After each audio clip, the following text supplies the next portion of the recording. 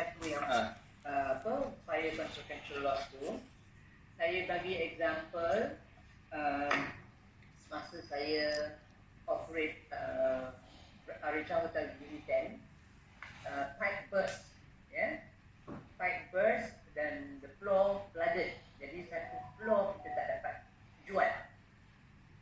Pasal kita dah insurance, consequential loss, bukan fire kita bubuh consequential loss saja. Kalau fire ni berkenaan dengan fire, tapi kalau consequential loss, flooding ke apa, kebakar ke, dibayar. So dibayar kita pembahasan yang kita tak boleh pakai bilik tu untuk one floor, apa kerugian kita. So that is the importance of insurance bila you fikir, pasal kita tak tahu kemalangan ni kan. So at least we cover. Macam Cik Zul kata, dia punya premium tak tinggi sana. So you boleh consider lah ini semua kan. Nak you all uji banyak-banyak. Okay. Cik Zul. Okay, saya nak share ni. Okay, kita beli, kita insure 100,000 pada peralatan pejabat tu macam mesin PBX, komputer apa. So sum insure dia 100,000.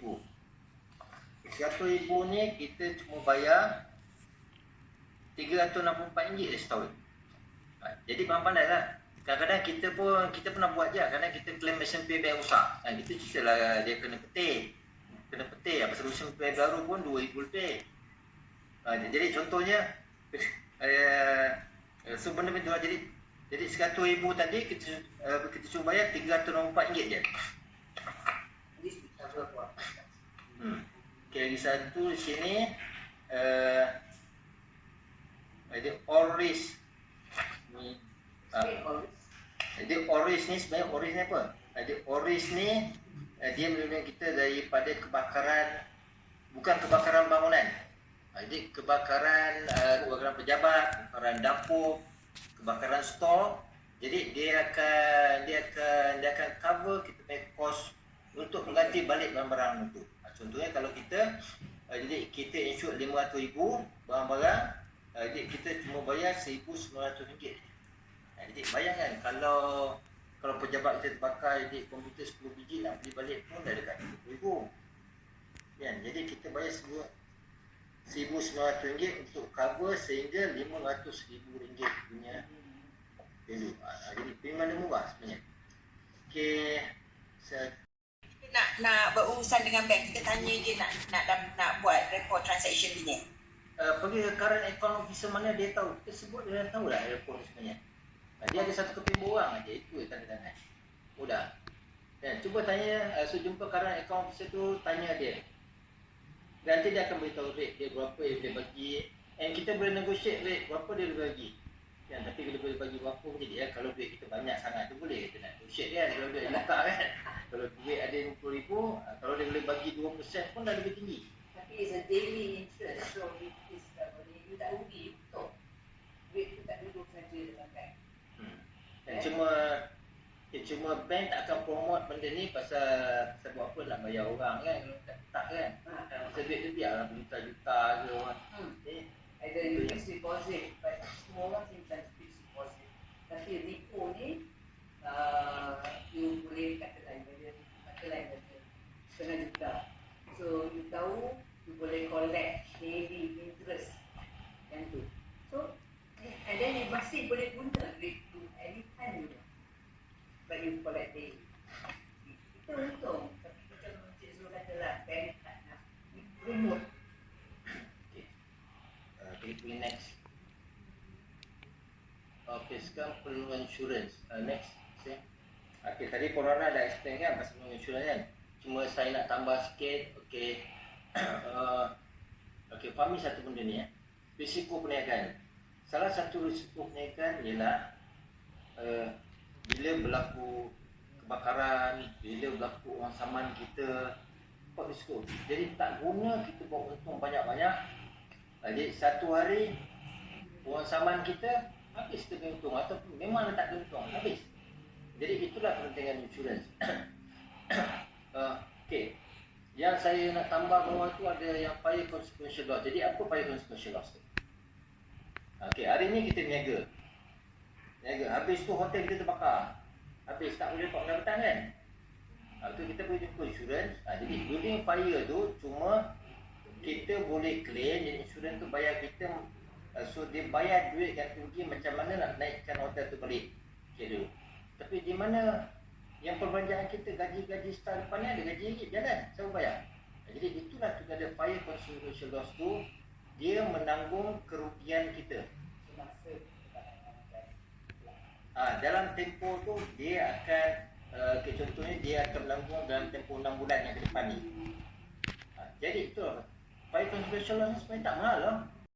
Interest. Tapi kalau kita gunakan kita punya supplier ni, jadi kita tak perlu bayar interest. Kita cuma ada perlu repo yang baik. Jadi itu sebenarnya berlaku di company besar. Contohnya macam AirAsia.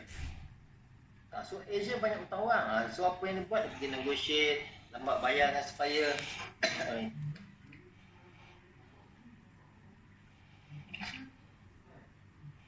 Sebab besok supplier tahu bila Asia ni naik, kalau dia tak layan Asia, jadi besok Asia tak akan bagi dia business. Jadi kita mesti tahu dia pasti ada 1, 2, 3 yang supplier kita yang memang tak sanggup dengan kita. Ada pasti. Kalau kita itu sebab pentingnya relationship kita dengan supplier kita. Okay. So ada soalan tak ni? Yang saya terangkan ni yang paling asas tapi yang paling penting. Itu je. Kalau saya nak bagi yang ke dalam tu, itu orang account yang main.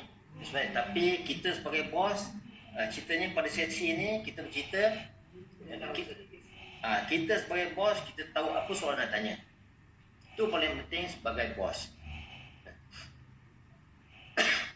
Next. Okay, mengurus kredit. Next. Okay, saya sebenarnya di sini saya nak kongsi. Saya tahulah tuan-puan ni menerima pinjaman dan marah. Kan? So ke depan ni bila tuan nak kembang, besok mungkin ada yang marah tak boleh bantu pasal marah pun ada had dia pinjaman dia. Contohnya tuan nak punya 10 juta ke atau 100,000, 50,000. Dan selain pada marah pun ada option di luar sana.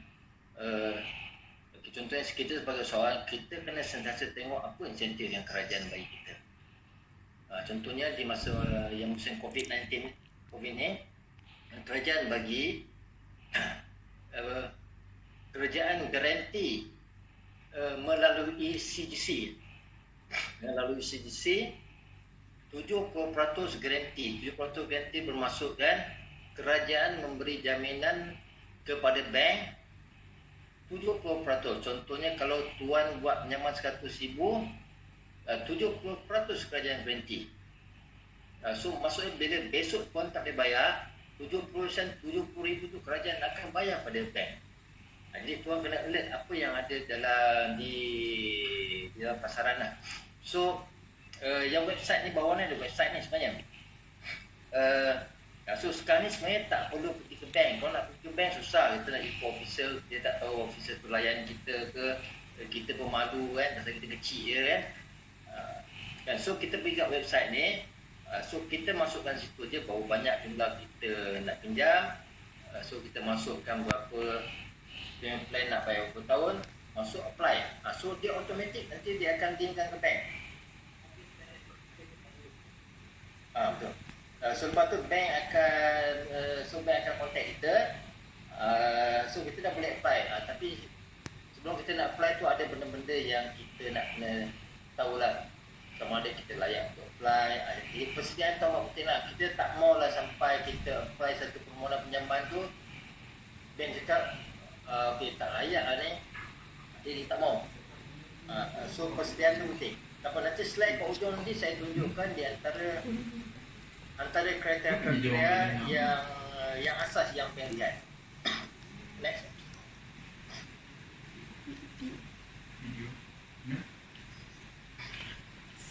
Next. Okay, ini apa dia ni? Kita nampak fixed deposit, kita nampak repo. Kalau tuan-tuan pernah dengar, bagus. Kalau tak pernah dengar, tak apa, ambil tahu lah. Fixed deposit, kenapa fixed deposit, kenapa repo? Kita perniagaan ni ada masa dia, kita ada duit lebih sebenarnya. Ada duit lebih, contohnya kita ada 50,000 kan, tapi kita biar dalam bank. Kita biar, kita suka tengok ya. Tapi sebagai usahawan ni kita fikir ni. Jadi kalau ada tempat yang boleh bagi pulangan yang lebih sikit, jualan daripada bilik, jualan daripada makan minum, jualan daripada benda lain, so lepas tu kita nak take cost. Dalam hotel industri ni biasanya kita pecahkan kepada jadi kita ada jualan, kita ada payroll. Payroll tu gaji. Sebabnya gaji ni antara elemen kos yang tinggi. Jadi kita letak di situ. And then kita ada kos lain. Jadi kalau tuan nak tengok kos ni, okey, nyata untung rugi ni sebenarnya lah ada untuk rooms department. Jadi rooms department ni jabatan bilik.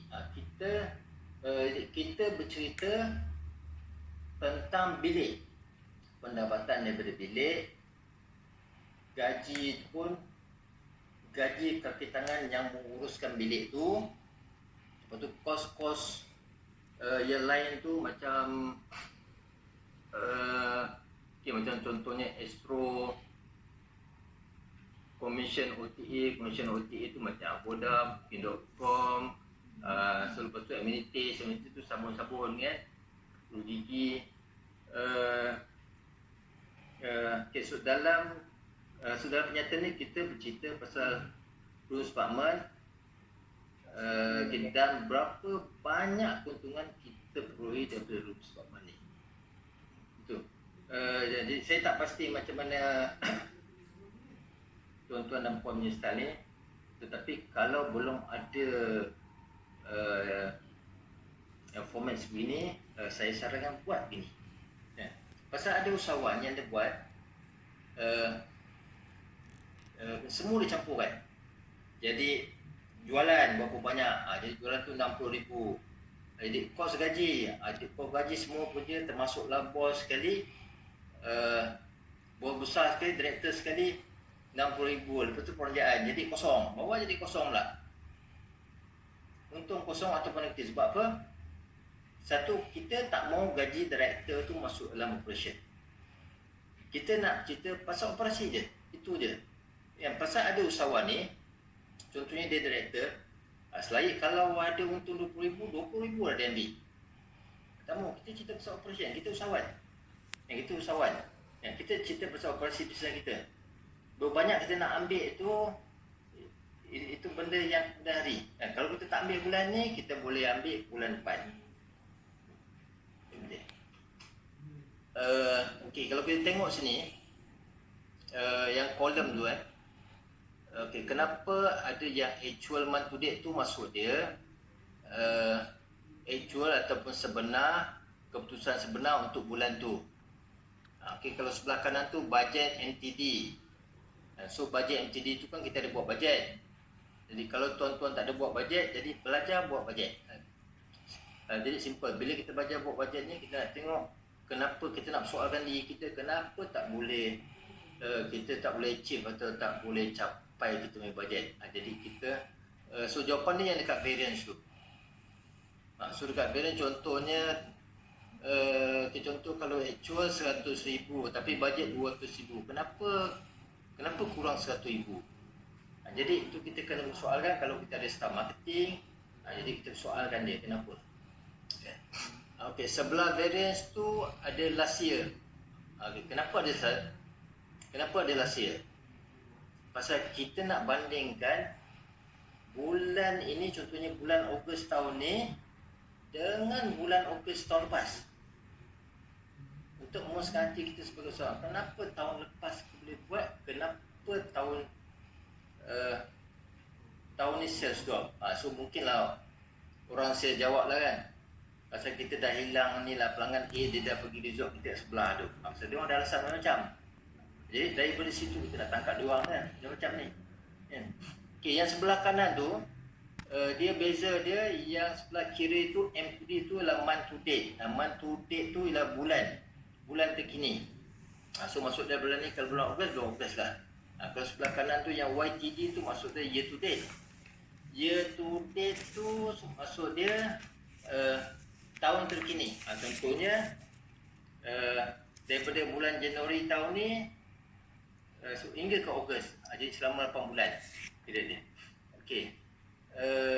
Saya di seminar-seminar MARA yang lepas ada yang partisipan MARA yang minta format. Tak ada masalah. Kita boleh berkongsi kalau ada orang nak. Jadi kalau ada yang nak tu bagi tahu, so saya akan emailkan format kosong. Jadi kalau tuan nak ubah atau boleh ubah tu saja, tapi sekurang-kurangnya kalau nak tambah pun jadi kalau nak tambah, kalau nak tukar bahasa Inggeris ke bahasa Melayu pun tak ada masalah. Tapi kita nak format dia je. Tu je. Ada soalan tak? Ya, Ustaz. Ni mungkin soalan.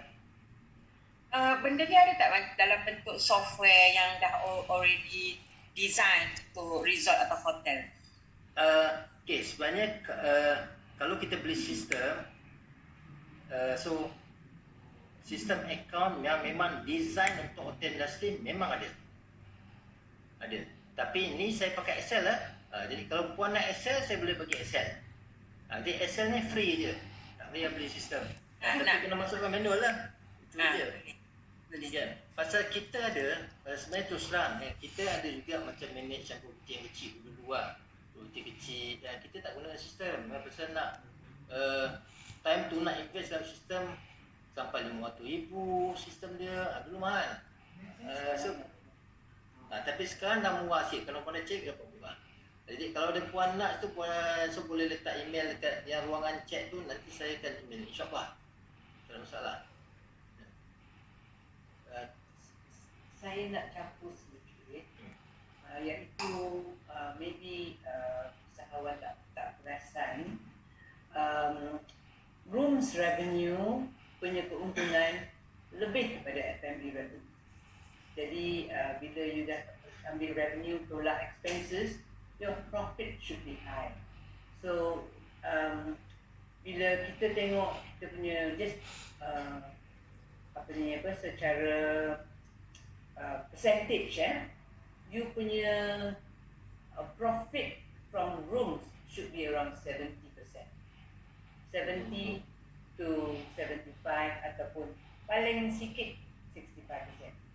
Tapi bila F&B is the other way round. Profit dia cuma 30, 35% atau 40. Expenses dia lebih. So bila you buat macam ni budget kan, your rooms revenue and your expenses tu try and reduce lah. Tapi gaji